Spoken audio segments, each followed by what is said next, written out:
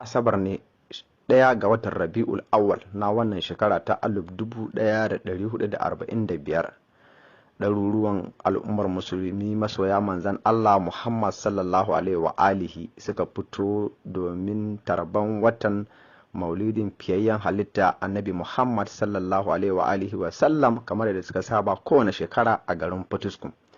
Islamiyoyi samar 500 ne suka fito domin tarbar wannan wata kamar yadda aka saba.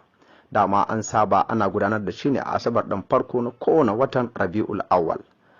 An zagaya kusan manyan dukkan titunan cikin garin Potiskum. Ɗan ɗariƙar Tijjaniya, Qadiriyya da almajiran Sheikh Abdul Jabbar Ashabul Kafi da kuma 'yan uwa almajiran Sheikh Ibrahim Zakzaki duk ba a bar su a baya ba wurin wannan zagayen maulidi.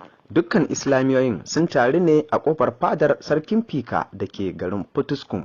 Daga nan aka hau sahu aka ta zagaya cikin gari. Su kuma 'yan uwa almajiran Sheikh Ibrahim Zakzaki sun taru ne a madrasatul Fudiya Potiskum, inda suka hau sahu suka zo suka wuce su ma ta gaban fadar mai martaba sarkin Fika. Daga nan aka zazzagaya cikin gari, a ƙarshe aka wuce Fudiya inda Malam Bala Afuwa ya jawabin rufewa. Al'ummar gari da dama sun yi ɗafifi suna jira su ga wucewar 'yan uwa almajiran Sheikh Ibrahim Zakzaki saboda irin shiga da salo da suke fitarwa a kowane irin zagaye. Akwai ɓangaren 'yan tamsiliya, sannan akwai ɓangaren ƙabilu daban-daban, wato Fulani, Kanuri, Yarabawa, Ibo, Bolawa, Gizmawa, Hausawa da dai sauransu, inda kowanne sun yi shiga irin ta kabilarsu, inda ana tafiya suna gabatar da irin abubuwa ta yaransu wadda al'umma suke tsaye. Ɗaruruwan al'ummar musulmi ne suka yi ɗafifi suna kallo, wasu ma sun rufe shagunansu daga cikin garin Potiskum suka zo kallon waɗannan masoya manzan Allah.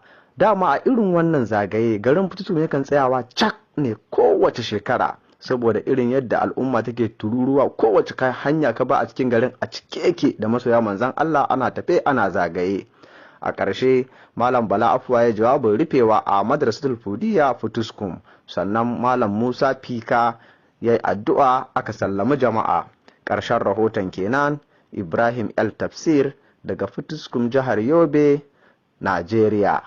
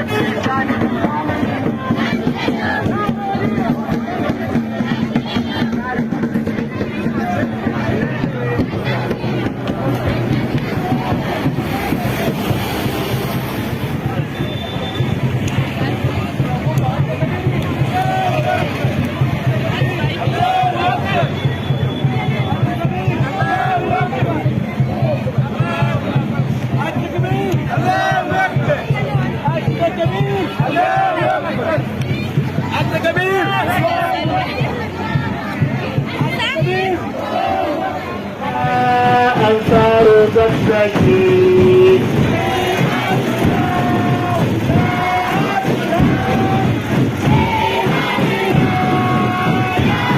muna kiran mawaƙa